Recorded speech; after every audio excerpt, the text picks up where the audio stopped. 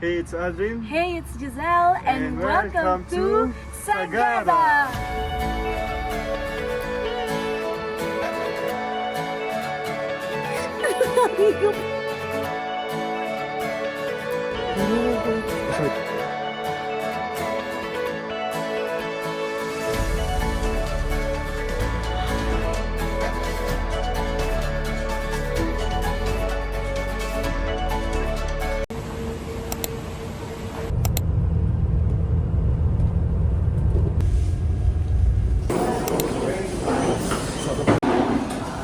Nasa may stopover kami ngayon. Ang lamig.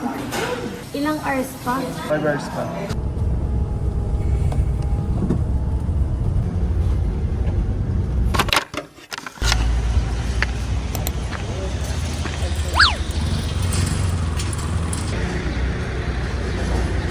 Hi guys! Nandito na kami sa may Sagada. Nag-arrive kami ng 6 a.m. Umalis kami ng Manila by 7:30. So maaga kami ng 1 hour kesa sa ina-expect namin. We will head to the Tourist Information Center. It's super lamig. Dalawa na jacket mo. Dalawa na jacket ko magkapatong, tapos yung kamay ko nanginginig. Pumunta muna tayo sa Tourist Information Center. Kapag pumunta ka daw dito, need mo dito dumaan kasi yung mga tours nila, dun mo lang din makikita. Eto siya. This is the step 1. Eto siya. Sarado pa yung pinaka-counter. Pwede na kayo mag-register here. Tingnan niyo to. Malapit na mamatay na. Nag-iitim yung kuko niya. Sobrang lamig. Sarado pa yung tourism office. Ang sabi, paano? Nagpapa-register. Kasi di ko diminigyan ko lang gagawin. Ito ang kulay, pula. Ito ba? Ang kulay ba yan? Ganyan pa yung bit-bit mo. Nandito po tayo. Nagre-register sa tour arrangement. Ayan, bising-busy po siya. Naninigas na po daliri niya, no? Pero kayo, dadaan pa rin ka natin. Kahit hindi na po. Yung schedule niya is Marlboro Hills, Busoy, and then Sumaging Cape, or magtutur ba kayo ma'am ngayon? Tingnan namin kung maraming kasama. Wala kayong kasama. Sama kayo sa amin.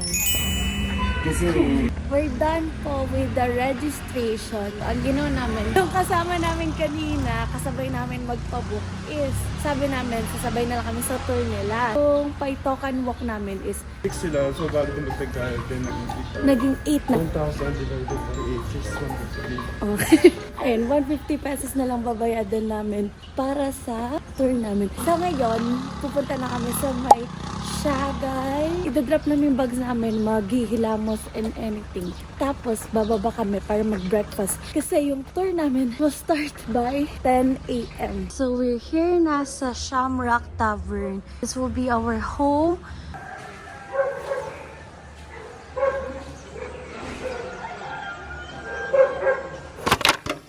Hello everyone! Tapos na kami mag-freshen up. Ito ang outfit niya. Ito naman ang outfit ko. Yung panloob ko is binili ko yun sa Dubai. Tapos ito, mango to. Pero I get it from Ukay. 100 pesos lang. Kala ko 20 pesos lang. Grabe. Tapos ito from Max sa Dubai. And then Nike. Butas-butas. Sana hindi ako lamigin. Ayan na. Lalamig ka na nga. Tapos ngayon, we will be heading to Banas Coffee. Magbe-breakfast lang kami. Ihingit namin yung mga kasama namin sa tour doon sa tourism office kanina. Guys, ito yung view namin paglabas na. Wow! So beautiful. How about me? Parang How about me? Japanese style sila. About me? Naninirahan dito, parang Japanese style. How about me? Oh, maganda ka na. La la la la la la. Parang Japanese style siya. Na parang Korean, ganun ang kanyang Super tahimik, vibes. kami lang yung maingay dito.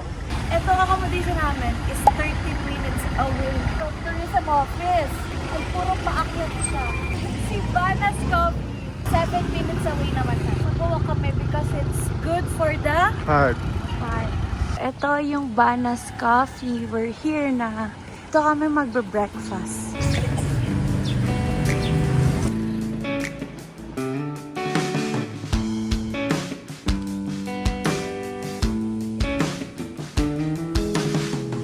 Ito yung breakfast namin. We got Buena's breakfast, extra rice, salad, and then coffee.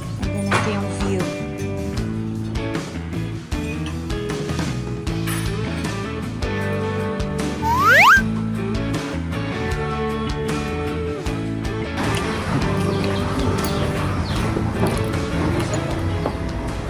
Hi! So we're done eating and then papunta na kami ngayon dun sa meet-up place namin.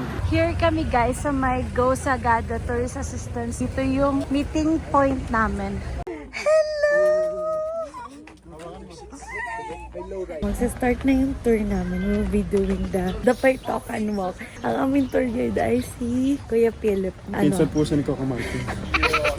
Naka-silent mode, naka-mute mode yung tour guide namin. Nagpasaltabot sa history ng kanilang bayan. Tapos lang po niya sa sarili niya kasi hindi na kami sinasali. Kaya gusto yung megaphone. Kaya nasa scoop niya kami mag-ubot. Ganito pala sa Sagada, pakiramdaman. Kung na bahala kung maririnig mo sila. Wala! Ang tataba ng aso! And we found some golden.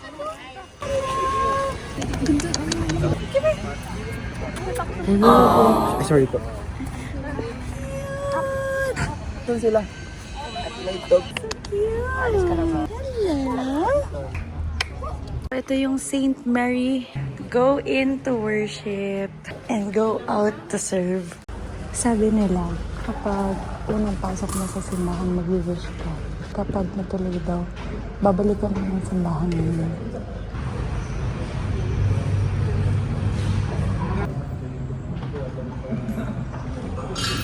So,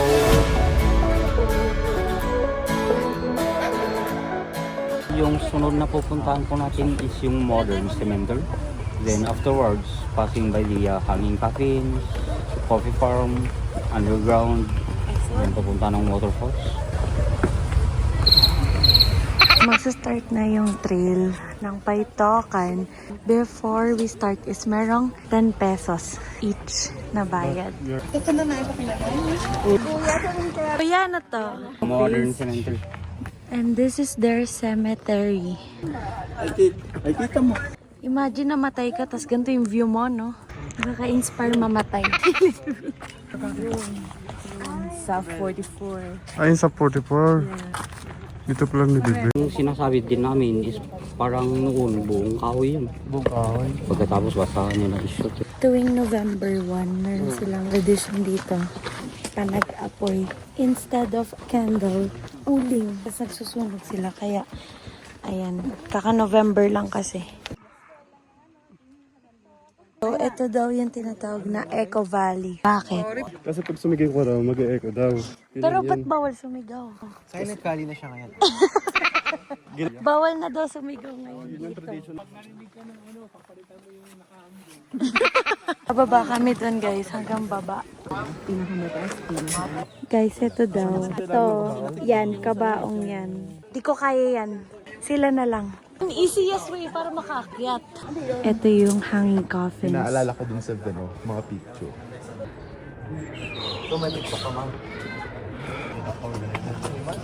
Pupunta na kami sa may coffee farm. Guys, so ito yung coffee farm. Ito itong red. Kape na yan. For tour guide, kaya na ginagawa yung mga ganyang hanging floats. Ay, Hanging of clothes. Nainubi po yung mga patay. Violation pa yung patay sa kondo? Kaya nila ginagawa yung mga hanging coffins na yun. Dahil sa ano museum, which is naniniwala sila na nakain ng environment. Yung ng katawan. natures, yung katawan. Kaya mas lalo sila napapalapit dito sa mga kalikasan. Sa nature. Yun sabi ni Kuya Philip. Nakabaluktot ang mga yan. Ito? Nakagano, nakayakap? Dito. Nakayakap sila sa... Paano nila nakakit yan? Ayan. Gumagawa daw sila ng mga pinagsama-sama na rin gagawin nilang parang scaffolding. Baka si Pupunta kami ngayon sa coffee shop. Napakalayo naman ang coffee shop. Pahirapan po muna bago magkape. Kailangan muna paghirapan yung rato. Tapos magpapalpitate ka lang. Dapat mas masarap yung kay Starbucks. Dinosaurs eh. Guys, so ito yung coffee farm. Anong bestseller niyo po? Brewed cappuccino and baong egg coffee. Baong egg. Egg yolk and condensed that will soften the espresso. 1 baong egg. Basa lang.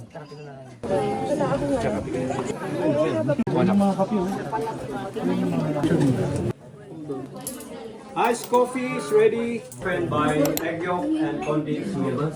That's why it's very soft. It's like a Vietnamese coffee.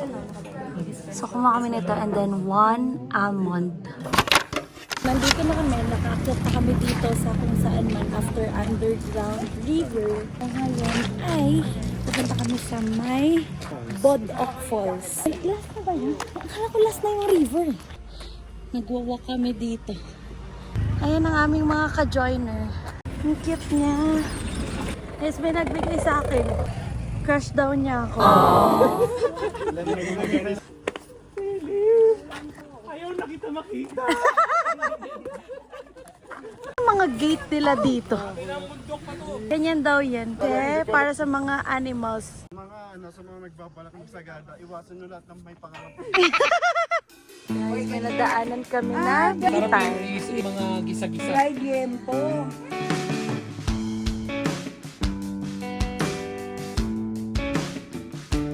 Guys, ito na yung falls. Bokong Waterfalls.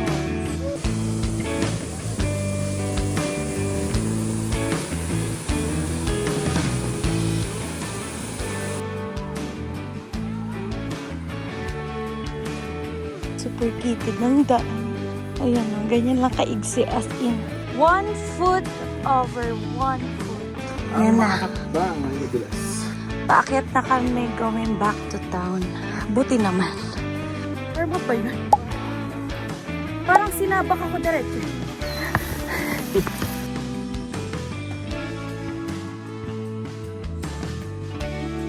Kapoy na gyud. Wala.